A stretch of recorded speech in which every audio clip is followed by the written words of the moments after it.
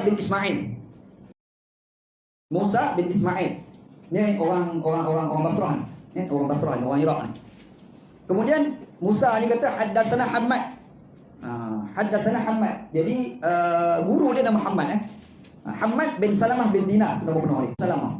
Kadang-kadang ulama hadis disebut Abu Salamah. Ibnu Salamah. Boleh berlaku ia orang yang samalah. Dan ini pun orang Basrah. Dia orang Basrah. Cuma problem pada Hammad ni, dia masa tua hafalan dia buruk. Ikhtilaf, betul. Dia ni masa tua dia buruk hafalan. Dia macam kan? Dia naik kereta tu, dia tengok kereta lintas dia. Brum.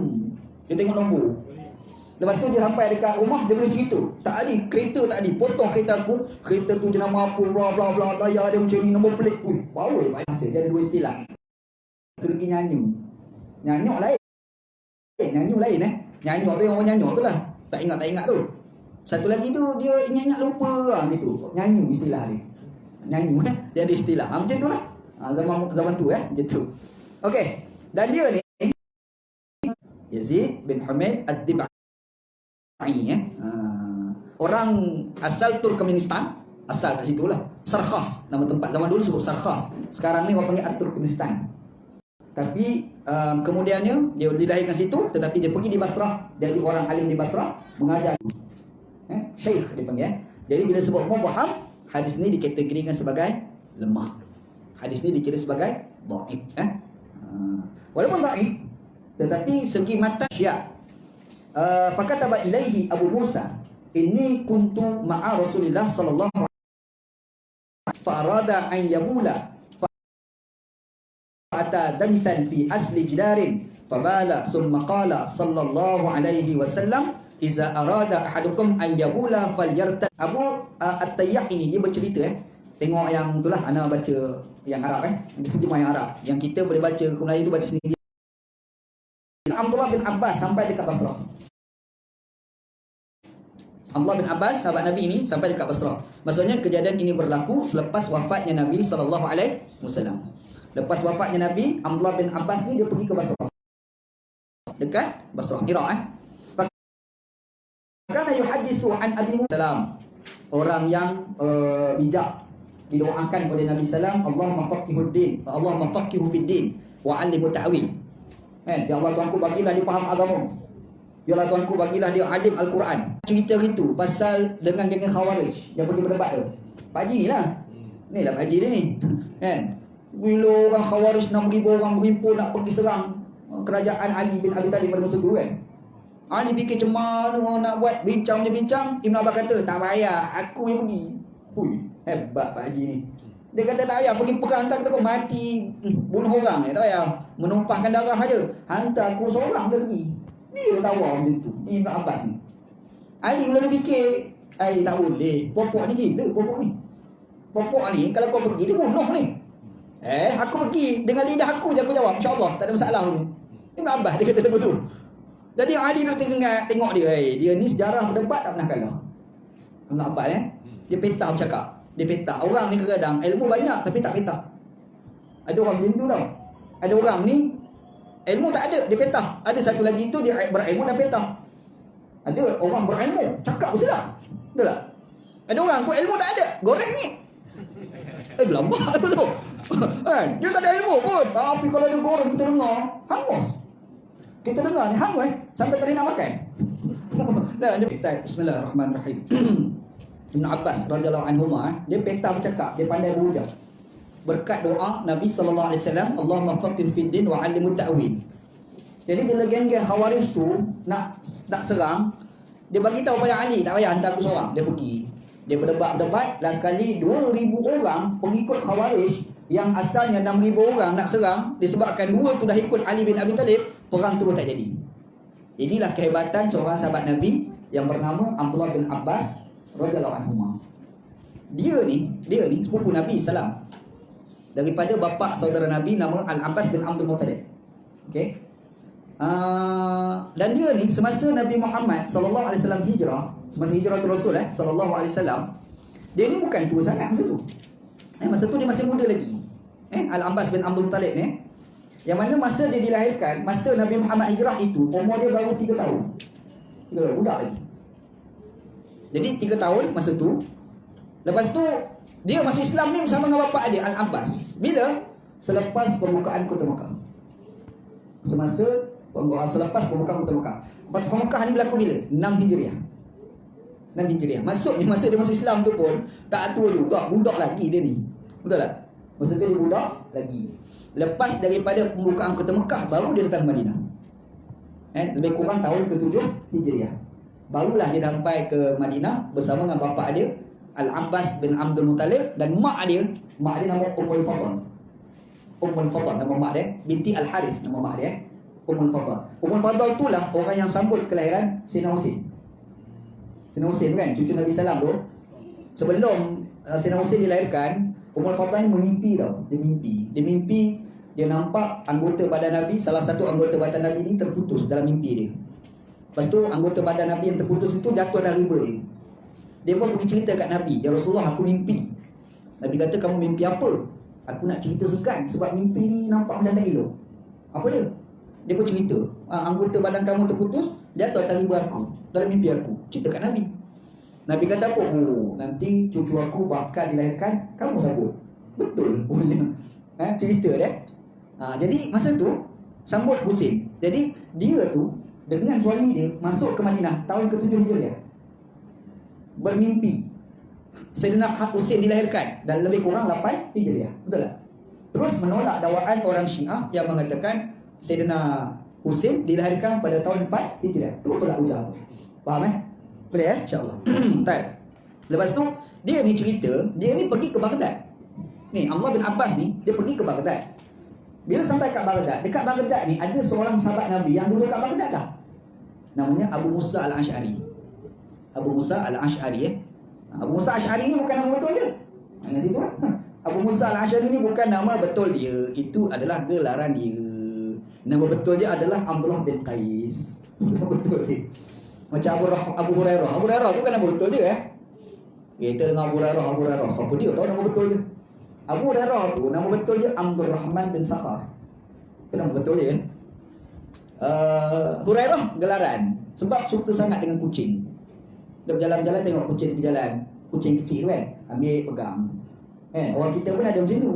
Suka kecil, kita tengok Abu Hurairah Melaka. Oh dia. Dia ada orang macam tu. Jadi serupalah Abu Musa Ash'ari. Dia ni asal Yaman. Al-Ash'ari ni satu etnik Arab daripada Yaman.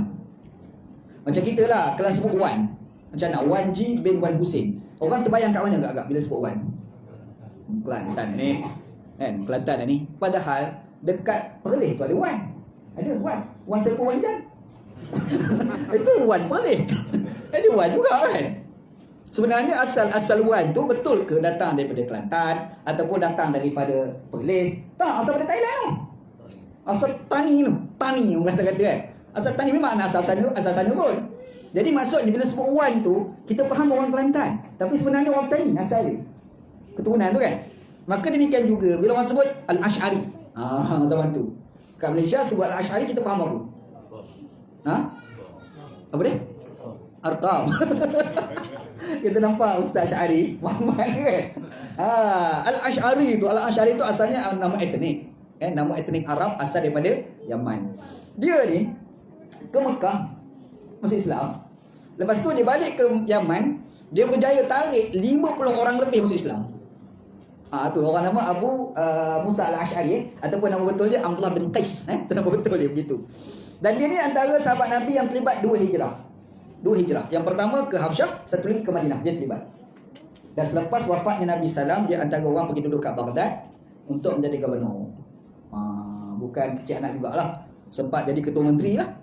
Gubernur ni ketua menteri lah, lebih kurang macam tu lah kan. Ni orang nama Abu Musa Al-Ash'ari. Dalam cerita hadis ni, kita tengok cerita hadis ni. Jadi fakataba Abdullah ila Abi Musa yas'aluhu an syai'. Dia tulis surat, dia hantar pada Abu Musa, dia tanya beberapa perkara. Dia hantar surat. Tulis surat, hantar pada Abu Musa. Abu Musa, kau tolong cerita apa yang kamu pernah ada pengalaman dengan Nabi. Macam tu lah lebih kurang. Dia tanya fakataba ilaihi Abu Musa. Abu Musa pun tulis surat balas. Orang dulu kadang-kadang dia boleh terima hadis melalui surat. Sekarang ni tak payah pening-pening. Boleh tahu hadis melalui Facebook. Senang dah. Kan? Dulu kita apa-apa kena surat, kena pergi jumpa. Sekarang ni email, WhatsApp, kan? Dulu tulis surat hantar, Abu Musa aku tolong cerita pasal kamu dengan Nabi. Dia pun dapat surat daripada Abdullah bin Abbas, dia pun bantah surat balas. Dia hantar surat balas kepada Abdullah Abbas. Dia kata apa? Inni kuntu ma'a Rasulillah sallallahu alaihi wasallam zata yaumin. Sesungguhnya aku bersama dengan Nabi Muhammad suatu hari. Suatu hari aku bersama dengan Nabi Muhammad sallallahu alaihi wasallam. Fa arada an yabula, ketika itu baginda Nabi nak terkencing. Nabi nak buang air kecil. Bila nak buang air kecil, fa ata damitan. Nabi pergi cari damitan, tanah yang lembut. Nabi cari tanah yang agak lembut. Fi asli jidarin, pada dinding. Ni dinding, lepas tu ada tanah. Tanah tu agak lembut. Di situ fabala, Nabi kencing kat situ. Nabi kencing dekat situ, tanah yang lembut. Summa qala sallallahu alaihi wasallam, kemudian Nabi Muhammad pun cakap kat para sahabat. Nabi kata apa? Iza arada ahadukum an yabula falyartad li baulihi mawdi'an. Nabi Muhammad kata, apabila seseorang kamu mahu kencing, carilah sesuatu tempat yang sesuai untuk kencing kamu tadi. Kencing ni tempat yang sesuai. Dia bukan semua tempat boleh kencing tau. Tandas lah. Kalau kat Pakistan, memang patut baca hadis kat orang Pakistan. Sebab orang Pakistan, dia kencing kat dinding. Masalah dia. Anda ingat pengalaman anda belajar Pakistan, antara perkara pelik anda tengok di Pakistan, sampai-sampai tu, orang Pakistan kencing kat dinding. Termenung kita, astagfirullahaladzim, dia kencing kat dinding. Orang kritik kerajaan Pakistan, apalah buatlah tandas awam. Kerajaan dia pun ambil inisiatif buat tandas awam. Dia kencing dekat dinding tandas tu, bukan dalam tandas. Ya Allah, teruknya orang Pakistan. Ni kat Pakistan lah. Sehingga kan kawan-kawan yang ada di Pakistan pernah buat satu cerita dongeng. Cerita palsu yang lebih kurang macam Pak Pandi. Dia kata zaman Nana tu lah, masa tu Presiden Amerika namanya Clinton. Clinton pergi Pakistan. Dia tengok orang kencing dekat dinding. Dia pergi kat pejabat Nawaz Sharif. Masa tu Nawaz Sharif lah. Jumpa Nawaz Sharif kutuk, apa tak reti jaga rakyat, bla-bla, dia kutuk kawan tu. Nawaz Sharif dah bengang. Dia kata apa? Aku pergi Amerika, aku cari orang kencing dekat dinding juga. Dia pun pergi Amerika, dia cari tak jumpa, cari tak jumpa. Orang kencing kat dinding. Tiba-tiba terjumpa seorang. Dia buat modal, kutuk Clinton. Tak guna kau Clinton, kutuk negara aku. Negara kau pun ada seorang berjumpa kencing dekat dinding. Marahlah Clinton. Cari siapa yang kencing tu. Dia suruh askar, dia suruh polis. Cari, jumpa, dapat tangkap. Orang tu orang Pakistan juga. Jadi cerita ni kalau kita dengar, kita baca hadis ni, memang elok untuk orang Pakistan. Memang elok untuk orang Pakistan. Orang Pakistan ni kencing merepek kat dinding boleh jadi. Mesir pun Ustaz. Mesir hanya orang Mesir. Ustaz Mesir negara, Mesir lebih kurang. Kan? Jadi kita baca hadis ni gitu. Tak. Okey, pengajaran daripada hadis ni, pengajaran dia yang pertama, hadis ni dia nak cerita kepada kita, kencing ni bila kita nak kencing, pastikan kencing di tempat yang air kencing tak merecik kepada pakaian. Sebab bila kita nak solat, pakaian kita kencing merecik, pakaian tu kita pergi solat jadi masalah. Sebenarnya hadis ni dia sebagai menjelaskan apa yang telah kita jelaskan sebelum ni. Kita ada sebut satu hadis Aisyah radhiyallahu anha, dia pernah sebut kata Aisyah radhiyallahu anha, man haddatsakum anna an-nabiyya sallallahu alaihi wasallam kana yabulu qa'iman fala tusaddiqu. Maka kana yabulu illa qa'idan.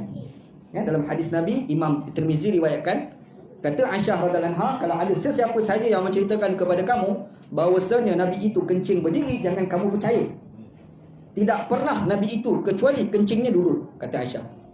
Tiba-tiba kita jumpa satu hadis Huzaifah, kita dah baca juga yang lepas, yang mana Huzaifah cerita, aku pergi musafir bersama dengan Nabi Sallam.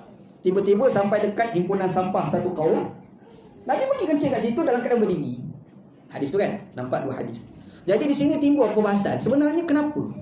Sebenarnya boleh ke tak kencing duduk dan berdiri ni, macam mana? Orang kata, Aisyah kata jangan percaya. Sebenarnya Aisyah dia tak tahu ketika Nabi di luar daripada rumah. Aisyah tahu apa yang berlaku di dalam rumah. Jadi di sini menjadi dalil, kencing berdiri pun boleh, kencing duduk pun boleh. Sebab dua keadaan itu pernah dilakukan oleh Nabi SAW. Makanya bila timbul mesti kencing duduk itu sebab apa? Timbul sebab jawapannya adalah elak dari air kencing merecik. Itu isu dia. Sebab bila kencing duduk, air kencing tu dia punya, ni teori fizik, orang fizik pun tahu. Air kalau kita berdiri cuak, dia merecik lagi kuat. Kalau kita duduk, dia punya merecik tu tak kuat. Betul tak? Kan? Jadi bila duduk, air kencing tu berkecil tak kuat. Jadi memungkinkan terelak daripada kena pada pakaian. Berbanding kalau kita kencing berdiri. Betul tak? Kencing berdiri dia lebih kuat nak berkecil tu. Jadi sebab itu Nabi Muhammad SAW yang dibangkitkan isu kencing berdiri tadi di tempat pembuangan sampah satu kaum. Jadi kait kat situ kan, subatati qaumin. Kita baca dalam hadis ni, Nabi Muhammad bagi tahu cerita daripada sahabat Nabi ni, Abu Musa al-Asy'ari, dia kata Nabi Muhammad SAW dikencing dekat satu dinding, tanah dia tu agak lembut supaya air kencing tu tak bercek kena pada pakaian. Boleh faham? Jadi maksudnya hadis ni dia nak menjelaskan lagi apa yang dah kita bincang sebelum ni. Boleh faham boleh insya-Allah. Right. Boleh pergi. Apa setengah dah ni? Yang ketiga, bab ma yaqulu ar-rajulu idza dakhala al-khala. Apa yang nak dibaca oleh seseorang apabila dia masuk tandas. Hadatsana Musaddad bin Musarhad. Yang tu insya-Allah cukuplah. Wallahu a'lam. Anda rasa banyak kot boleh nampak hari ni dapat Okey, ada soalan pertanyaan tak? Sila, fadhal.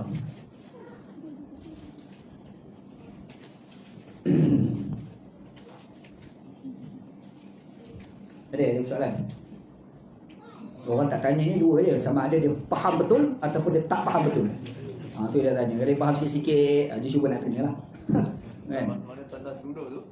Saya berdiri ke? Terpulang kan. Kalau kita nak bangkit soal adab, duduk kan. Yang kedua, kita nak kencing berdiri boleh, tetapi tengok syarat berkecil ataupun tidak pada pakaian tengok situlah. Dia seluruh fiqh ada begitu Allahu a'lam. Dia hadis ni kita belajar ni, macam kita belajar ni, ada satu kita belajar macam kita pergi kedai makan. Kita pergi makan, kita minta nak makan ikan siakap 3 rasa. Contohlah kan, yang bukan daripada Langkawi itu mahal tu. Jadi kita minta, mari kita makan terus, makan. Kita tak tahu macam mana dia buat. Betul tak? Kita tak tahu. Dia masak tu dia bubuh Ajinomoto ke tidak, ikan tu ambil kat mana ke tidak. Yang tu macam kita dah belajar fiqh selalu. Ustaz bersyarah, hukumnya halal, hukumnya haram. Ada pula satu lagi, kita nak makan ikan siakap 3 rasa, kita tahu cara dia masak. Bukan kita masak, kita tahu dia masak. Jadi kita tahu tu maksudnya bila kita makan tahu yang ni dia bubuh Ajinomoto banyak ni, dia bubuh garam banyak ni. Dia bubuh ni kita boleh tahu. Jadi yang kita makan tu kita tahu manis, masak, dia bubuh Ajinomoto ke tidak dengan masuk dalam mulut tu, macam kita belajar ni lah. Faham? Yang kita belajar hukum ni macam ni, halal, haram, kita clear kan? Yang tu macam kita pergi makan kedai siakap 3 rasa makan je. Tapi ada satu kita makan, kita tahu ini Ajinomoto banyak ni, ini manis ni banyak ni, gula banyak ni. Macam kita belajar sekarang. Kita baca hadis, kita cerita hukum. Lepas tu kita bahas pula sanad dia macam mana. Baru kita patutlah imam ni pakai hadis ni walaupun hadis ni lemah. Faham tak? Boleh faham kan? Ini cara kita belajar ni. Okey, wallahu a'lam, wallahu a'lam. Ada soalan tak? Sila share. Sebab itu kaedah sunan. Sunan memang macam tu. Apabila nama kitab sunan, dia mesti dengan tajuk fiqh. Dan fiqh ni permulaannya adalah taharah. Dah menjadi ma'ruf dalam fiqh. Bukan fiqh hadis je. Fiqh yang betul kita belajar tu pun mula taharah juga. Betul kan? Tapi berbeza macam Sahih Bukhari. Dia tak mulakan dengan taharah, dia mula dengan kitab ilmu, kitab wahyu. Lepas tu tauhid dekat last sekali. Tauhid dekat last sekali. Sebab apa? Sebab man akhiru kalamihi la ilaha illallah dakhala jannah. Barang siapa yang akhir perkataannya adalah la ilaha illallah, syurga orang tu. Jadi dia letak tauhid itu kat last sekali. Sebab last sekali dia mati dengan tauhid. Dia maksudnya ulama dia disusun kitab itu, dia ada falsafah di sebalik itu. Kita je tak tahu. Faham kan? Kenapa dia letak kat akhir kitab tauhid? Contohlah Imam Bukhari kan. Sebab dia nak suruh biar kita mati ni atas nama tauhid tadi. Itu hikmah lah, hikmah Allah Subhanahu wa taala. Tapi yang Abu Dawud, Tirmizi, dia memang kaedah sunan. Sunan ni adalah menyusun hadis dalam kerangka fiqh. Sebab tu dia kitab taharah. Faham kan? Begitu. Wallahu a'lam, wallahu a'lam. Imam Daud kena dihukum hadis tadi. Ada? Kena kata orang masyarakat orang soleh. Betul. Kalau kita kata soleh tu soleh lil i'tibar. Betul. Soleh ni maksudnya boleh buat hujah. Dia macam ni tau. Ada hadis ni dhaif, boleh buat hujah. Ada hadis sahih tak boleh buat hujah. Bila kita sebut hadis sahih, mesti buat hujah? Tak semestinya. Kadang-kadang hadis sahih tak boleh buat hujah. Sebab itu kita baca hadis sahih, Nabi Muhammad sallallahu alaihi wasallam solat, Nabi Muhammad sallallahu alaihi wasallam baca bismillah. Anak cerita dah lepas. Ada pula hadis sahih yang lain, Abu Bakar As-Siddiq solat, Fatihah dia tak baca bismillah. Sahih. Ni sahih. Jadi bila sahih, Apakah dua-dua boleh buat hujah? Jawapannya tidak. Ada satu boleh buat hujah, satu tak boleh buat hujah. Maka keluarlah satu istilah dalam mazhab Syafi'i, dia panggil syadz. Hadis syadz. Hadis sahih. Sebab tu bila sebut hadis sahih, apakah mesti buat hujah? Belum tentu lagi. Sebab tu jadi istilah la yuhtajju bih. Tidak boleh dibuat hujah padanya. Faham Kadang-kadang hadis dhaif buat hujah. Ni kita dah baca berapa? 2 hadis 3 hadis dah hadis dhaif kan. Boleh buat hujah. Sebab apa? Sebab ada syawahid, ada mutamaah, ada pengukuh, ada dasar agama. Faham tak? Bukan dulu saya, dulu anak-anak Muki Albani dia asing kan. Sahih atau Ya. orang kritik. So Imam Abu Daud bukan yang hadis sahih. Betul. Jadi lepas tu dia orang hukum balik dia satu. Ya, ya. Yang sahih dicampur balik. Ya. Menyalahi maksud Imam Abu Daud. Abu Daud, betul Ustaz. Dia sebab masalah dia, dia mengetahui sahih dhaif ni penting. Tetapi janganlah semata-mata dah tahu sahih dhaif terus buat hukum. Itu silap. Jadi orang belajar hadis, dia menentukan sahih dhaif. Okey, clear. Nak tentu hukum bagi orang fiqh lah. Bagi ulama fiqh selesaikan. Dia masalah kita, ada orang ni dia alim fiqh tapi tak alim hadis. Ada orang alim hadis tak mahir fiqh. Orang timbul ulama hebat namanya Syekh Albani. Hebatlah bidang hadis tapi bukan alim bidang fiqh. Makanya sahih dhaif berhukum alamak spoil. Sebab dia bukan alim fiqh. Sebenarnya zaman dulu pun ada. Dulu pun ada alim hadis tapi tak alim fiqh. Nama dia Syu'bah bin Al-Hajjaj nama dia. Syu'bah bin Al-Hajjaj. Dia ni bila riwayatkan hadis, Imam Abu Hanifah tengok, perawi siapa? Alamak dia ni. Aku tak akan ambil hadis dia. Walaupun dia ni Imam Ibn Sirin kata Amirul Mukminin fil hadis. Gelaran Amirul Mukminin fil hadis ni standard macam Imam Bukhari tu, punya alim bidang hadis Nabi sallallahu alaihi wasallam. Tapi Imam Abu Hanifah kata aku tak boleh terima dia. Sebab apa? Dia tidak alim fiqh. Sebab bila dia tak alim fiqh, bila diriwayatkan hadis memungkinkan silap. Contoh, antara hadis yang diriwayatkan, dia kata Rasulullah sallallahu alaihi wasallam naha anit tazaffur. Nabi Muhammad melarang daripada pakai za'faran. Itu riwayat dia. Bila riwayat tu maksud ni lelaki perempuan tak boleh pakai za'faran. Riwayat dia. Tiba-tiba pergi semak dalam riwayat yang lain yang lebih kuat daripada dia, yang ahli fiqh daripada dia. Dia dalam hadis sebut anna nabiyya sallallahu alaihi wasallam naha an yatazaffara ar-rajul. Tak, melarang itu kepada orang lelaki sahaja. Faham? Jadi disebabkan dia ni alim hadis memang terror lah, tapi tidak fiqh. Ungkapan hadis dia tu kadang-kadang tak capai maksud hadis Nabi sallallahu alaihi wasallam. Sebab Imam Abu Hanifah kata aku tak nak terima riwayat dia. Imam Abu Hanifah. Imam Abu Hanifah tu ulama fiqh. Dia tu ulama fiqh. Imam Syu'bah itu ulama hadis. Imam Bukhari itu ulama hadis. Faham? Ada orang tu dia alim fiqh, dia alim hadis. Contoh Imam Syafi'i. Contoh Imam Hanbali, itu alim fiqh, alim hadis. Imam mazhab 4 tu alim fiqh, alim hadis. Imam 4 tu. Tapi ada orang ni dia alim fiqh aja, tak alim hadis. Ada. Kalau ulama-ulama mazhab Syafi'i alim fiqh, alim hadis, namanya Imam Nawawi. Dua-dua dia mahir. Imam Ibn Hajar Al-Asqalani, fiqh pun alim, hadis pun dia alim. Nampak? Tapi kadang-kadang dia mahir fiqh, hadis dia tak mahir. Ada orang macam tu sebab kita pun ada macam tu. Cerita hadis cukup terror, cerita fiqh kita kata, dah cakap lah, kau cakap hadis cukup. Jadi orang ni dia ada kepakaran masing-masing, kita serahlah kepada bidang dia. Betul kan? Nak dapat mahir dua-dua ni bukan senang lah. Kena belajar banyak tahun lah. Kan? Kita ni kira permulaan lah. Kalau boleh faham ni, insyaAllah ada harapan nak jadi ulama besar. Okey, wallahu a'lam. Okey, nasihat tadi lah. Kalau apa-apa kita sembang kat luar lah pula, insyaAllah. Wallahu a'lam. Sallallahu ala sayyidina Muhammad wa ala alihi wa sahbihi ajma'in. Walhamdulillah rabbil alamin. Bismillahirrahmanirrahim. Alhamdulillah rabbil alamin. Wassalatu wassalamu ala asyrafil mursalin wa ala alihi wa sahbihi ajma'in. Allahumma rzuqna ilman nafi'a. Ya Allah, ya Tuhan kami, rezekikan pada kami ilmu yang memberi manfaat, wa amalan salihan mutaqabbala, dan amalan yang saleh dan amalan tersebut diterima, wa rizqan halalan thayyiban, dan rezeki yang halal dan rezeki tersebut baik. Rabbana atina fid dunya hasanah. Ya Allah, ya Tuhan kami, berikan kepada kami kehidupan kami dunia baik, fil akhirati hasanah, dan juga di akhirat baik, wa qina adzabannar. Selamatkanlah kami daripada azab api neraka. Sallallahu ala sayyidina Muhammad wa ala alihi wa sahbihi ajma'in. Alhamdulillahirabbil alamin. Taqabbalallahu.